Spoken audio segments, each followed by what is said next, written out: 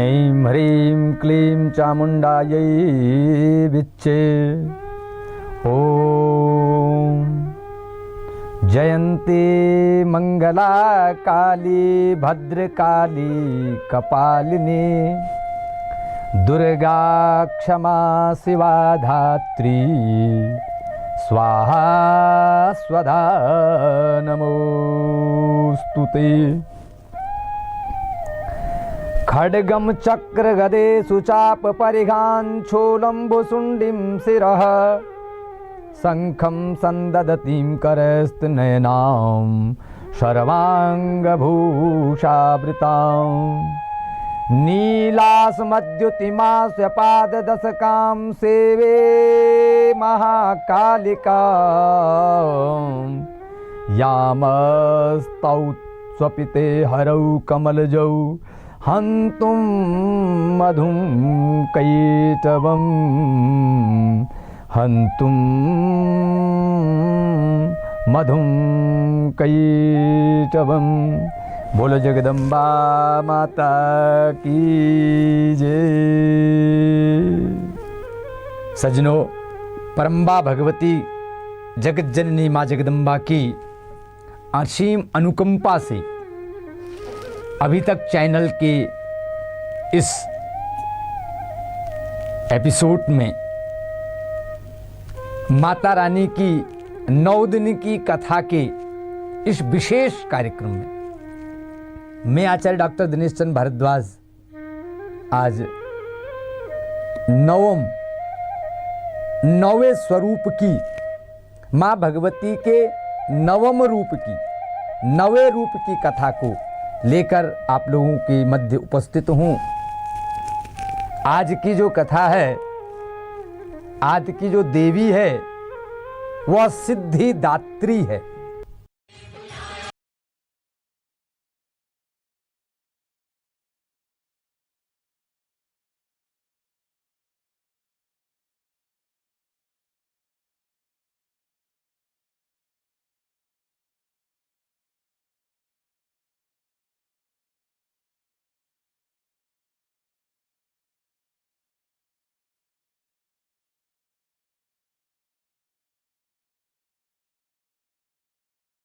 जयकारा।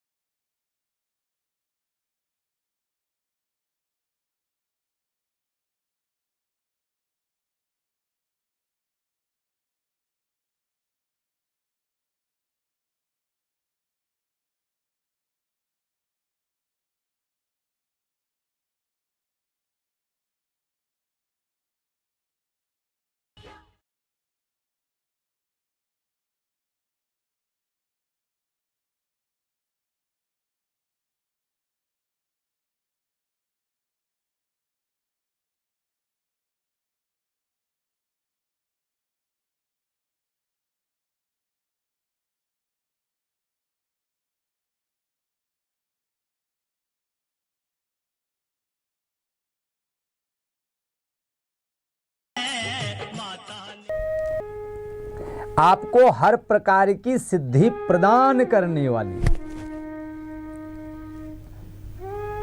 इनका जो ध्यान है बड़ा सुंदर ध्यान है। सिद्ध गंधर्व यक्षाद्यैर असुरैरमरैरपि सेव्यमाना सदा भूयात् सिद्धिदा सिद्धिदायिनी। सिद्ध गंधर्व यक्ष देवताओं के द्वारा जो सेव्यमाना है, देवता लोग भी जिसकी सेवा में तत्पर हैं, ऐसी सिद्धिदा माता हम सब लोगों का कल्याण करें। माँ दुर्गा जी की नवी शक्ति का नाम सिद्धिदात्री है। ये माँ भगवती सभी प्रकार की सिद्धियों को देने वाली है। मार्कंडेय पुराण के अनुसार अणिमा, महिमा, गरिमा, लघिमा, प्राप्ति, प्राकाम्य, ईशित्व और वशित्व, ये 8 प्रकार की सिद्धियां होती हैं। ब्रह्म वैवर्त पुराण एक पुराण है, ब्रह्म वैवर्त पुराण। ब्रह्म वैवर्त पुराण श्री कृष्ण जन्मखंड में यह संख्या 18 बताई गई है। वहां ये इनकी 18 रूप हैं, उनके भी नाम हम आपको बता दें।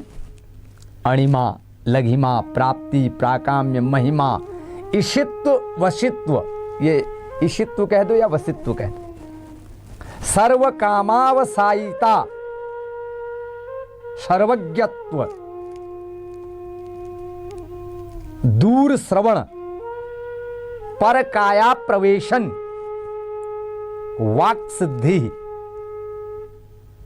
कल्प वृक्षत्व, कल्प वृक्षत्व, सृष्टि, संहार करण सामर्थ्य, अमरत्व, सर्व न्यायकत्व, भावना, सिद्धि, इस प्रकार से 18 नाम दिए गए हैं।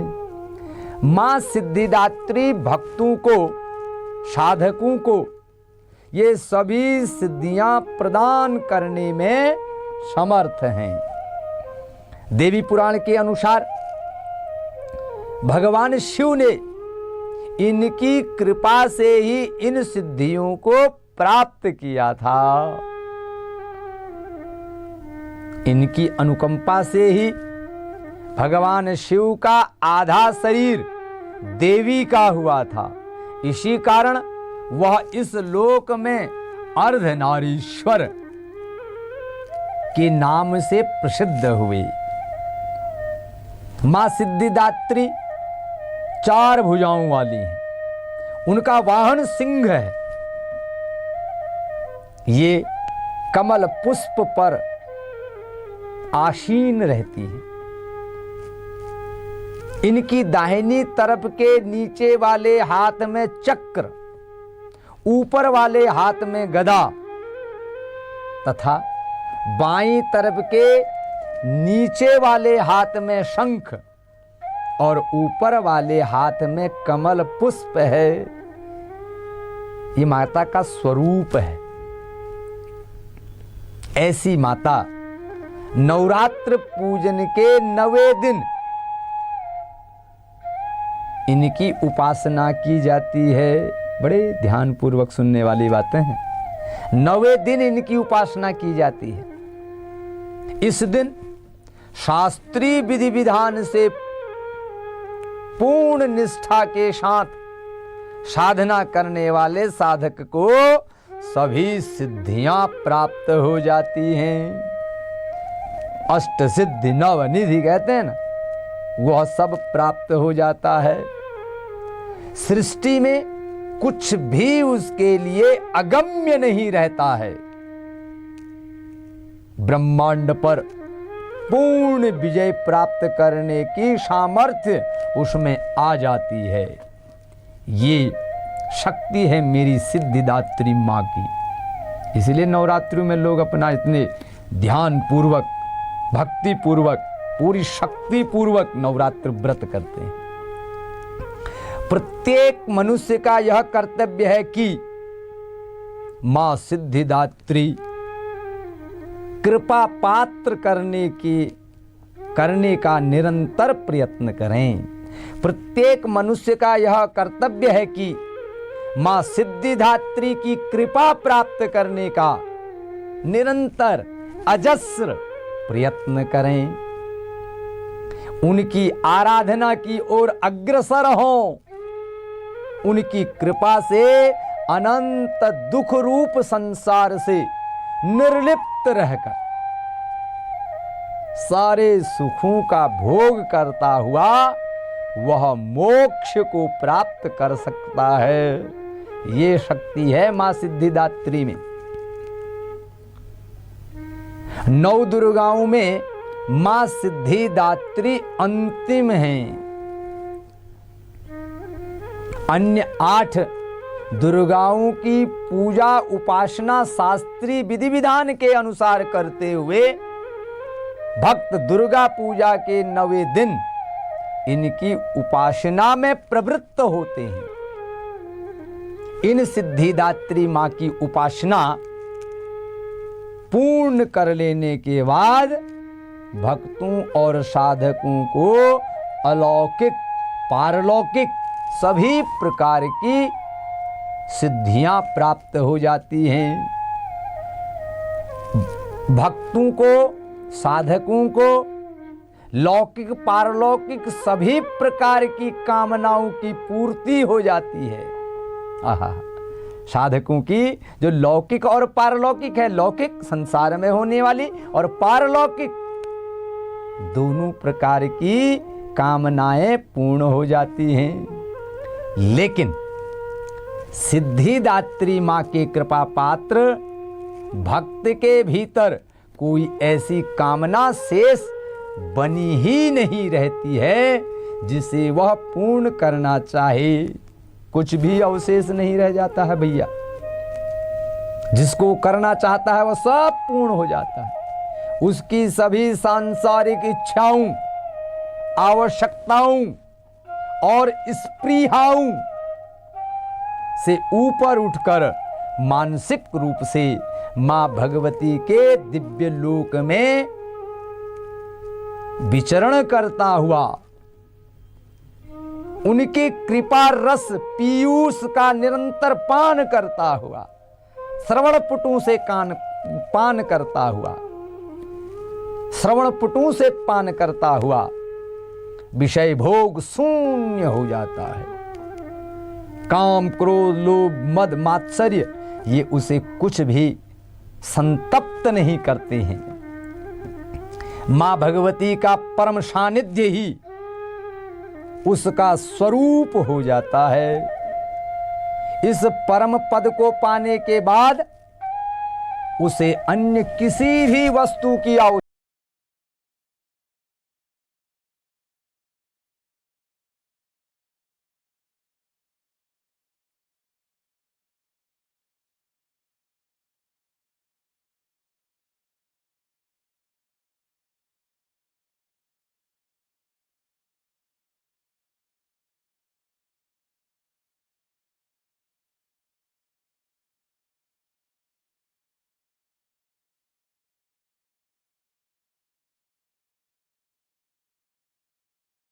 को, उस साधक को और किसी भी चीज की आवश्यकता नहीं रह जाती है। मां के चरणों का यह सानिध्य प्राप्त करने के लिए हमें निरंतर नियमनिष्ठ रहकर उनकी उपासना करनी चाहिए। मां भगवती का स्मरण ध्यान पूजन आदि इस संसार की असारता का बोध कराते हुए वास्तविक परम शांतिदायक अमृत पद की ओर ले जाने वाला है, मोक्ष की प्राप्ति कराने वाला है। मां सिद्धिदात्री का स्वरूप व्यक्ति को श्रेष्ठ पद की प्राप्ति करा देता है। नाम ही है सिद्धिदात्री, सिद्धिम ददातीति सिद्धिदात्री। जो सिद्धि प्राप्त करा दे, आपकी मनोकामनाओं को पूर्ण कर दे। तो सज्जनों, ऐसी मां का अर्चन बंदन स्तवन आप लोग अवश्य करें। आज मां के 9वें रूप की कथा को आप रसपान कर रहे हैं। मां भगवती का आशीर्वाद आप भक्तों को प्राप्त हो। प्रतिदिन आप लोगों ने प्रथमम शैलपुत्री च द्वितीयम ब्रह्मचारिणी तृतीयम चंद्रघंटेति कूष्मांडेति चतुर्थकम पंचमम स्कंदमातेति षष्ठम कात्यायनीति च सप्तमम कालरात्रीति महागौरीति चाष्टमम नवमम सिद्धिदात्री च नवदुर्गाः प्रकीर्तिताः। प्रतिदिन आप लोगों ने इन रूपों का श्रवण करते हुए आज माँ भगवती के नवम रूप का श्रवण किया है। धन्य है अभी तक चैनल कि घर बैठे हुए आपने इस श्रेष्ठ चरित्र को इतने ध्यान पूर्वक श्रवण किया, एकांत में श्रवण किया। तो सज्जनों, धार्मिक गतिविधियों से हमेशा जुड़े रहें। धर्मो रक्षति रक्षितः। अगर आप धर्म की रक्षा करेंगे तो धर्म से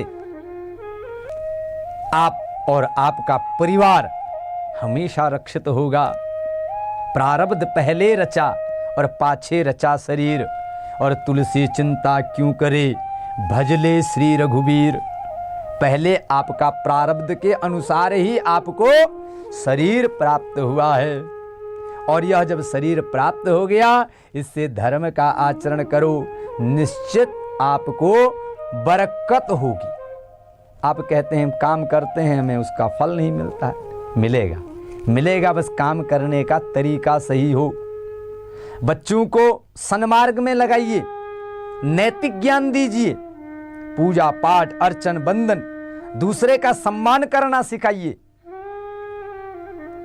हैं, इस प्रकार की अगर आप शिक्षा देंगे तो आपका बच्चा दूसरों का भी सम्मान करेगा, आपका भी सम्मान करेगा और धर्म के मार्ग में चलेगा। आपका यश आपकी मान प्रतिष्ठा को आगे बढ़ाएगा। पूत सुपूत तो का धन संचय, और पूत कुपूत तो का धन संचय। सुपुत्र पैदा हो गया तो धन इकट्ठा करने की जरूरत नहीं है, खुद कर लेगा। कुपुत्र पैदा हो गया तो कितना माल इकट्ठा करोगे, एक दो दाव में सब लुटा देगा।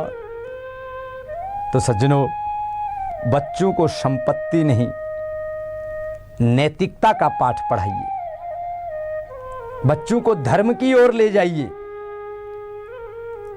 धार्मिक ग्रंथों का अध्ययन अवश्य कराइए। दुर्गा सप्तशती का, रामचरितमानस का, बहुत ज्यादा नहीं, थोड़ा। जीवन बदलने के लिए एक बात बहुत है। जीवन में परिवर्तन लाने के लिए बहुत बड़ा ग्रंथ पढ़ने की जरूरत नहीं है। जीवन में परिवर्तन एक सूत्र से आ जाता है, एक सूत्र मात्र, बहुत छोटा सूत्र, जीवन परिवर्तित हो जाता है। अधिक न कहते हुए मैं अभी तक चैनल के इन सभी कार्यकर्ताओं को माँ भगवती का आशीर्वाद प्राप्त हो, माँ भगवती से यही प्रार्थना करता हूँ, उत्तरोत्तर वृद्धि हो। इन सभी यहाँ के पदाधिकारी, यहाँ के कर्मचारी जो इतनी सुंदर व्यवस्था, इतनी मान सम्मान के साथ धर्म का अनुपालन करते हुए अपने कार्य में लगे हुए हैं, मेरी माँ का आशीर्वाद इन सब के ऊपर हो, आप लोगों की शुभकामना इनके ऊपर हो, ताकि यह सुंदर कार्यक्रम आप लोगों तक पहुंचा सके और आपके बच्चे इन सब का अनुपालन कर सकें। इतना ही कहते हुए मैं आचार्य डॉक्टर दिनेश चंद्र भारद्वाज अपनी वाणी को विश्राम देता हूं और सभी के अंतरात्मा में विराजमान उस मातेश्वरी को प्रणाम करता हूं। जय माता दी।